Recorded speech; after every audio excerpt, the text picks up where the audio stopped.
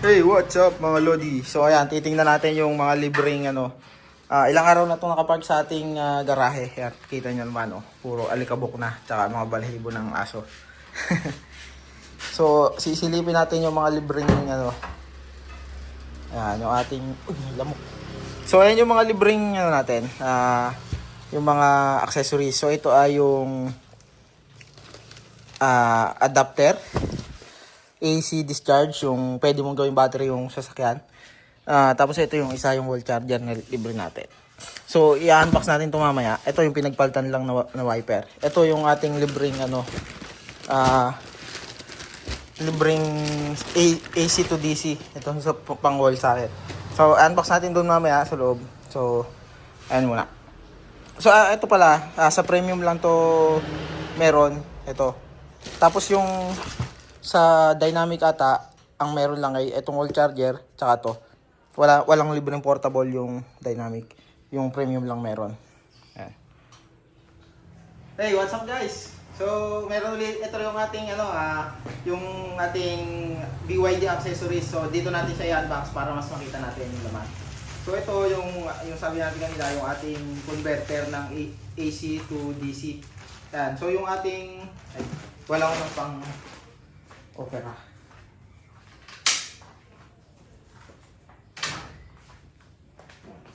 So ito yung ating portable converter ng ito mamaya ko. Ayan. So ganito yung itsura niya mga lodi. So ito yung kanyang guide, vehicle to load. Ayan. So ito yung kanyang not so instruction. Ito instruction. Ayan yung instruction niya. So ito yung how to use. Ayan, ito yung schematic diagram niya. Ito. Based on standard. Ayan. So ang kanyang household socket. Ayan, so hindi ko na mabasahin. Bahala na kayo umintindi yan. So proceed tayo dito sa ating converter. Ayan, meron siyang dalawang AC. Socket. Ayan. Na hindi siya hindi siya universal. Ayan. US plug. Ito yung ating breaker yata to. Ito breaker. So meron siya atang fuse. Maganda naman yung niya, build quality. So ang max niya ay 3,750 watts yung kanyang load. Ayan. Tapos an IPX6. So pwede siyang splash proof, splash resistant to. Yung mga wisik-wisik na pag naulan. So pwede siyang outdoor. Tapos maganda yung kanyang cable mga lodi. Ayan, maganda yung kanyang cable. Makapal. Pero siyang handle. Ayan. Yung takip. So ganito yung itsura niya.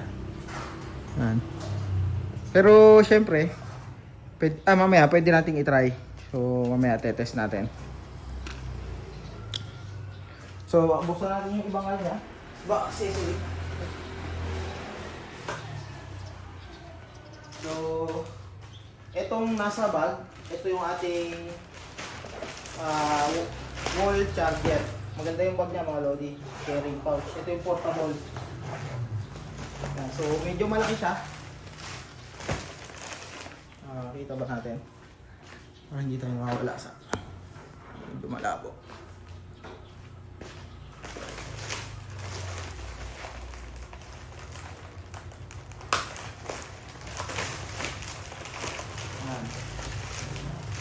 So yung kanyang ito yung manual.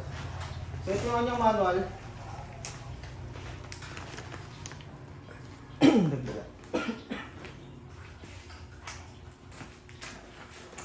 So ito yung kanyang manual.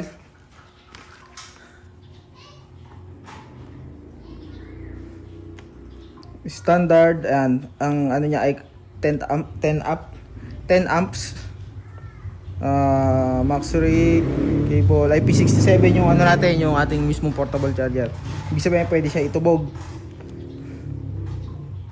Ay, hindi pala. Pwede siyang splash resistant. Mas maganda yung rating nito kumpara doon sa converter natin ng ano. Yo, wisik-wisik lang ito. Pwedeng maulanan. Yan yung kanyang dimension. Do not immerse in water. Ayan, oh. So, do not immerse. Meron siyang warning. Siyempre, meron warning. Pero yung kanyang rating is IP 67. Yan. So, pwede siyang maulanan. Splash resistant. Pag halimbawa naambon, pwede. Hindi siya basta maano. Ito yung kanyang US plug, connector. Ayan, ganyan. So, ito yung kanyang guide, yung display. Power on. Ready for charging. Red. Charging completed. Red. Tapos ground fault, blinking. Ibig sabihin grounded. Relay wielding fault, blinking. Ayan. So, pagka naman nagcha-charge, power on, nagbi-blink. Ready for charging, naka-off yung green. Charging, blinking yung green. Ayan. So, ito yung mga warning. Yellow, ito yung fault. Ayan. So, ayun yung ating ito yung kanyang troubleshooting. Observe indicator status and analyze fault. Stable in... Ayan, so dapat meron din tayong stable current. Ayun o, nakalagay. So, ayun mga lodi yung ating instruction.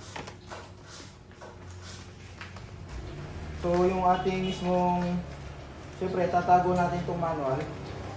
Kasi magagamit natin ito later on. So, ito yung ating mismong charger. Uy, may isa pa siyang... Uy, may notes. Ito yung notes. Please do not immerse product in water. Please do not step on, pull, or pull not the cables. Please do not drop the control box from high position. So ito, control box, bawal daw i-drop. Ayan, meron siyang sabitan. Pwede siyang wall hang, pero bawal i-drop. Bawal din sa sobrang init, bawal din sa direct sunlight. For use with electric vehicle. Ventilation not required. Please pay attention to inserting the power plug and the power socket in place to avoid risk of aviation of fire. So, ito, nainit to kasi sobrang taas ng power na ibibigay niya sa sasakyan. So, ang max rating niya ay, ayan, mayroon din pala ditong guide mga lodi. Ayan, yung kaninang binasa natin na may on-off blinking, yung power guidelines, ito. So, ito yung kanyang, ang batch number niya ay, ito, 2412-6-1. Ito yung kanyang date of manufacture, 2024-12-06. So, December 6. Either, hindi. Laging kasunod lang year is month. So, December 6 mga lodi, manufacture date. So, bago lang to. Ito yung rating niya, 10 amp. Ayan.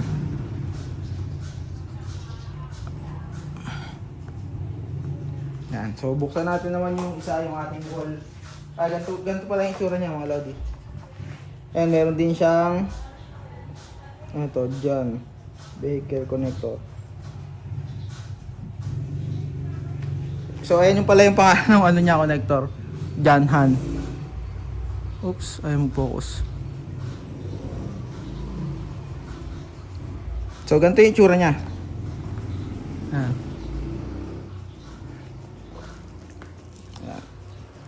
So, mamaya, tatry natin ito ulit. Itatry natin ito sa wall. Unahin natin yon. So, ito na natin ito. So, ito na yung ating, yung ating wall charger. Ayan. So, buksan natin.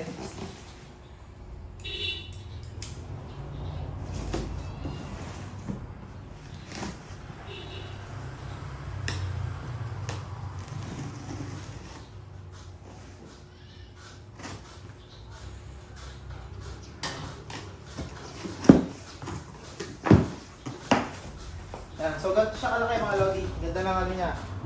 Tsura. Yun. Kung makikita niyo yung ating So, meron siyang NFC. So, nakalock mga lodi. Hindi siya pwedeng basta gamitin ng iba. Ito yung kanyang hanger ata. So, meron siyang hanger. Ito. Stainless. Ano, sa kita pa lang stainless yan. Yung plate. So,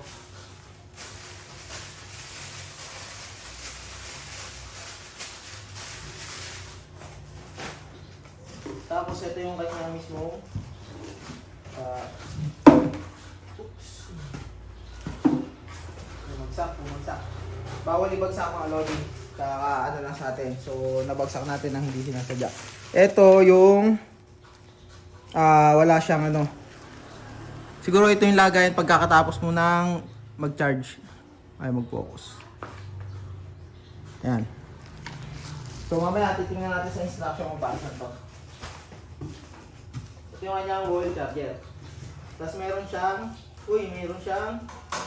card. Ito mga lodi, may card. So, mahigpit yung yung cable tie. Tinutunan natin. So, meron siyang ilan to? Ito yung card. Siguro pag magcha-charge, pipindutin mo lang. AC charging card. Ayan. So, meron siyang may dalawang card. Siguro ito yung for verification na gusto mo gamitin yung wall charger. Hindi pwedeng basta may magcha-charge na iba. So, meron siyang number. Yan. So, yan. Baka i-cut ko na lang to pala. So, ayan yung ano natin, yung AC card.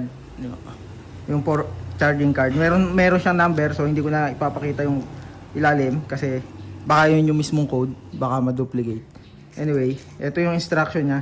This card is not registered or reported as lost. If this card is lost, please contact your charger installer to obtain warranty service. This card is only used to stop charging. No top up is required.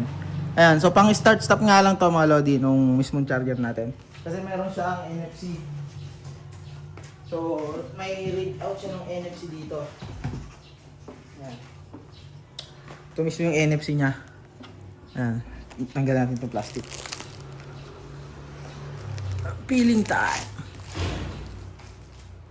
Ayan, so yan yung kanyang NFC mga lodi. BYD. Ganda ng charger natin. So ito yung kanyang lagayan ng sabitan. Tapos meron siyang parang battery dito. Pero anyway, hindi natin siya kakalasin. So pwede siyang dalawa. Ayun o. Mga lodi, ayan. May isa pa siyang output. Ito higpitan ko. Nalagot ako. Ayan. So hinigpitan ko muna siya para hindi malaglag. Tapos yung itsura ng kanyang charger, ito, ganito din sa natin, sa ito. Ay. Yan. Katulad siya ng mga nauna nating Yan. So meron siyang 32 amp. Malakas tong wall charger na to mga lodi. 32 amps yung kanyang Oops. 32 amps. Hirap mag-focus ng phone. Kasi nagpo-focus. Tapos ito yung kanyang isa pang accessories. Yung qualified certificate. Yung QA niya, pass. So ang checker niya is 2025 January 09. Not sure bakit. Ay, tama pala kasi March na nga pa. Ano nga pang March. So recent lang to mga lodi. Yan.